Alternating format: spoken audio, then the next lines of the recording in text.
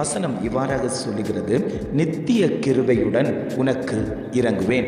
ஆண்டவர் குடும்பத்தை பார்த்து சொல்லுகிறார், நித்திய கிருபையுடன் உங்களுக்கு நான் இறங்கக்கூடிய தகப்பனாய், உங்கள் குடும்பத்தில் நிலை பெற்றிருக்கக்கூடிய தகப்பனாய், உங்களை வழிநடத்தக்கூடிய தகப்பனாய் நான் இருப்பேன் என்று ஆவியானவர் குடும்பங்களை பார்த்து பேசிக் கொண்டிருக்கிறார். அநேக குடும்பங்களில் ஆண்டவருடைய மகிமையை கண்டும் அவர்கள் வீணாய் அநேக காரியங்களை செய்து கொண்டிருக்கிறார்கள்.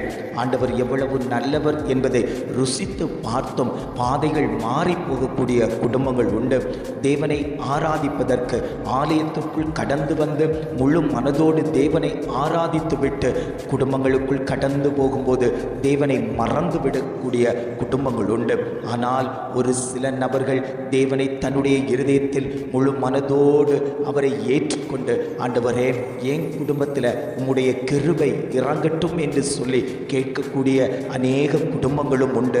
ஆண்டவர் சொல்லுகிறார், அந்த குடும்பங்களை பார்த்து என்னுடைய கிருபை உங்கள் மேலே வைக்கப்படும். என்னுடைய கிருபை உங்கள் மேலே வைக்கப்படும் போது எந்த சத்துருவும் அவைகளை தொடுவது இல்லை, எந்த போராட்டங்களும் அவைகளை மேற்கொள்வதில்லை. கர்த்தருடைய ஒரு வேலி அடைப்பு உங்களுக்கு உண்டாகும் என்று ஆவியானவர் குடும்பத்தை பார்த்து ஆண்டவர் பேசிக் கொண்டிருக்கிறார்.